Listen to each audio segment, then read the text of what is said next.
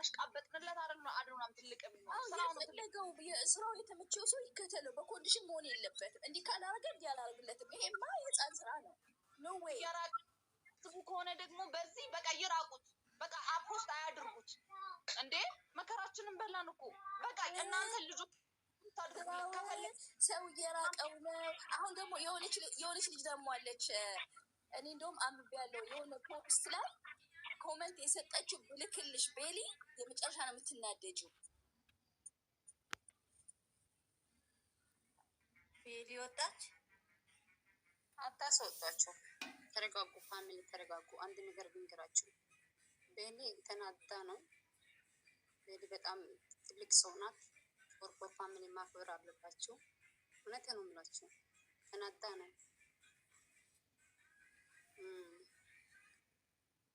ምን ይሻላችኋል? እንደውም እናንተ የራሳችሁ ህይወት እየኖራችሁ ነው። ግን እነኚህ ኮመንት አሽቆች ማለት ነው። በእናታችሁ ፉቱ። እኔ በጣም እያናደዱኝ በቃ ወንድሜ ሌላ ስራ ይዘው ይመጣል። አሁን አዲስ ስራ ይዘው መጣ። ግርግር ትላላችሁ። ምንድን ነው የሚሻላችሁ እናንተ? ልጁን ለቀቅ አድርጉ። ልጁን ይስራ በቃ።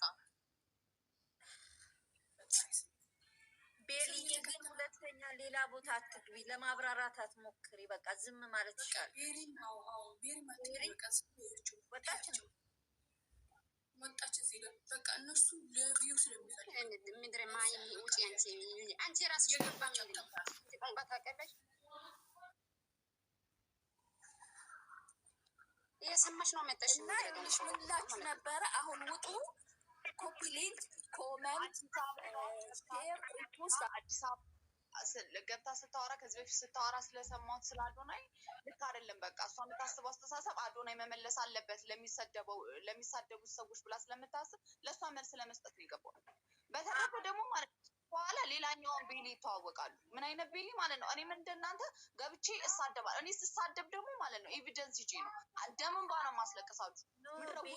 ቤሊዬ በውስጥ እንዳሁንም ልልክልሽ ነበር። በቃ አትግቢ ሁለተኛ የትም ቤት አልገባም። የገባሁት ነበር አዲስ አበባ የምትባለው አዶናይ ማብራሪያ ይስጥ የሚል ነገር ስትናገር እታች ስሰማ ማለት ነው አላስችል ብሎኝ ነው የገባሁት። አዶናይ ለማንም ማብራሪያ የመስጠት ግዴታ የለበትም። ማንም አፉን በከፈተው። በዚህ ላይ ደግሞ ማለት ነው እንደ አዶናይ አፍ የተከፈተበት የለም።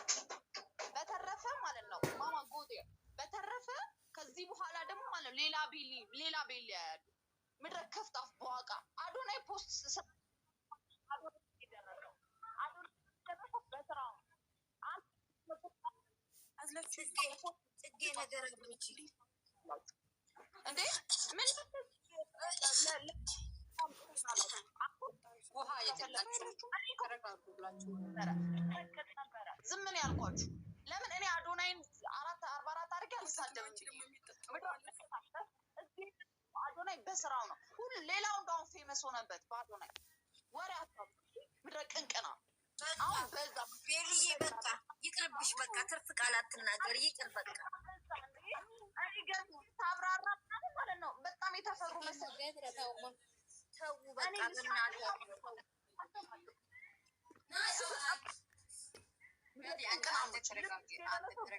አንድ ነገር ልንገራችሁ። በቃ ተረጋጋ ጽጌ። ቤትሽን ዘግተሽ ውጪ በእግዚአብሔር በቃ። ከዚህ በኋላ ማለት ነው አንድ ነገር ልንገራችሁ። ቤት ዝጊ፣ ቤት ውጪ ምናምን የምትሉት የኛ ፎርፎር ፋሚሊ ስነ ስርዓት ያዙ። ተከበሩ እንግዲህ